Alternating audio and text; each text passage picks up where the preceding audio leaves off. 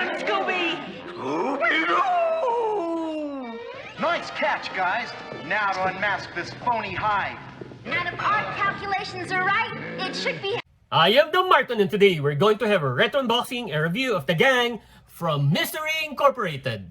So this is from Character Online Toys, and I had this 7 to 8 years ago. And during the last video, we reviewed the Mystery Machine, also from Character Online. And today, we are going to review Fred, Daphne, Velma, Shaggy, and Scooby-Doo. Where are you? So, are you ready? Are you ready? Are you ready? Then welcome to the Markverse! And I would have gotten away with it too, if it weren't for you meddling kids!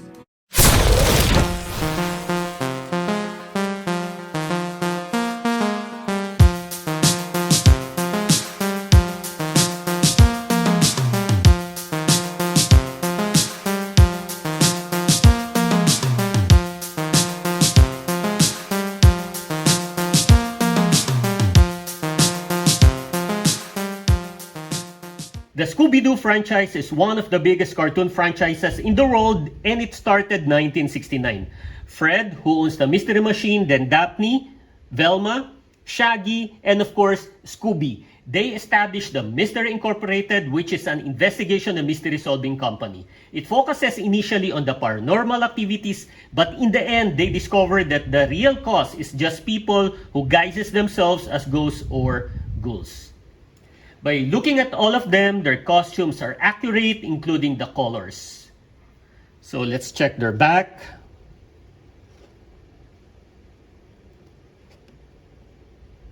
Like, what's the big deal? We all wear the same outfits every single day anyway. Yeah, you gotta admit it. He does have a point. Their costumes are very accurate, so this is great. Then for Scooby, he does not have any costume except for his collar. So the SD here stands for Scooby-Doo.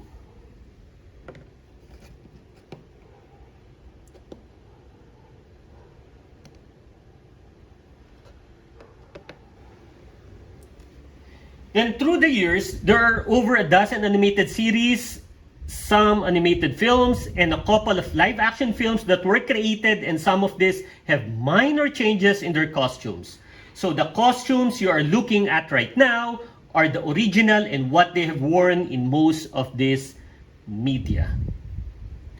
Like I said in the intro, I had this for 7 to 8 years ago. It's an open, but still some parts of the figure faded, especially for the box.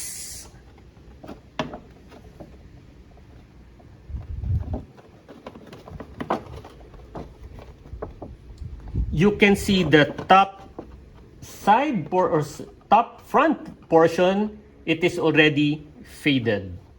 The original color of this is this. As you can see, the green color here is very striking. Then if we also look at the plastic inside the box, you can see it already turned yellow due to the number of years on the shelf. Now for the figures, the most obvious that has discoloration is Fred. If we look at his shirt and the sleeves, you could definitely see the difference of the color shade. And if you have watched my Mystery Machine review video, you saw the van includes Fred. So here it is. Let's remove the other Fred from the van. And then let's compare the two Fred.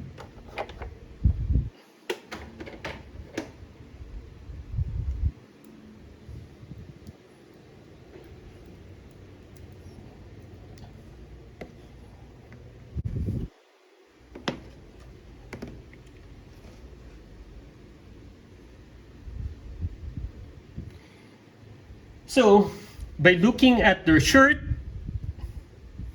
including their pants, you can see that this Fred, or the shirt and pants of this Fred, is already faded.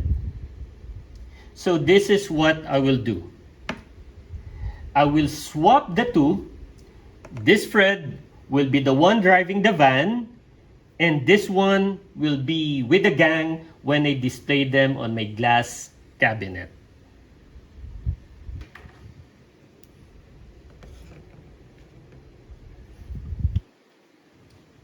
Now, for their faces, let's start with Fred, Shaggy, and Scooby. I don't have any issues with their faces, but if we look at the faces of Daphne and Velma, something is off. Who wants to judge me now, huh? Who? You want to judge me? You? In your face. Yeah! Now for the articulation, let's start with the head of Fred. Up, down, so we cannot tilt his head. But we can move it sideways. No lateral movement for his arms, but we can move it forward and back. He has elbow joint, no wrist articulation, obviously no diaphragm articulation. Then we cannot move his legs to the side, but we can move it forward, but we cannot move it to the back. He also has knee movement, but no ankle articulation. Then for Daphne, up, down, sides. So there is no articulation for her head, no lateral raise for her shoulder, but we can move it forward and back. She has elbow joint, no wrist articulation. We cannot move her legs to the sides and forward and back as well. So no movement for her legs, except it has a knee joint. Then no ankle articulation. Then for Velma, up, down, so we cannot tilt her head, but we can move it to the side. Then no lateral raise, forward, back. She has elbow articulation, no wrist movement, no diaphragm movement. We can move her legs forward and back, but we cannot move it to the side. She also has knee articulation and no ankle articulation. Then for Shaggy, up, down, so we cannot move her or his head forward and back, but we can move it to the sides. No lateral raise for his shoulder, but we can move it forward and back. He has elbow articulation, but no wrist movement, no diaphragm movement. We can move his legs forward and back, but we cannot move it sideways. He also has knee joint, but no ankle articulation. And lastly, Scooby. So up, down, so we cannot move his head up and down, but we can move it to the sides. Okay, so this is good. We can move all the 4 legs of Scooby. Then all his legs also have knee articulation.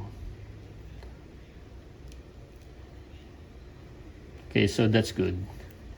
No movement on his body, but we can move his tail. So that's the articulation. Then for the measurement,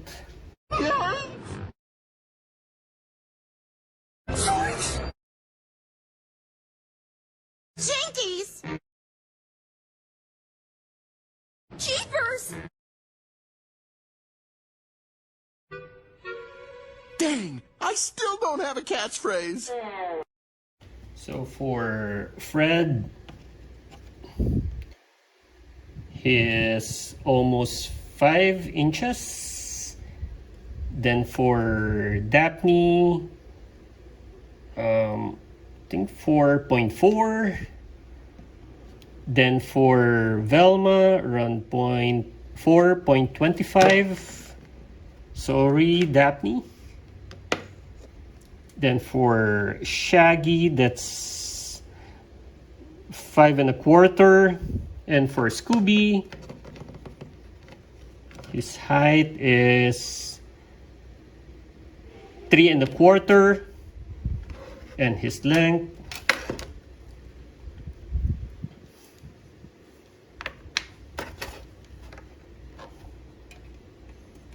that's 4.25 inches. So that's the measurement.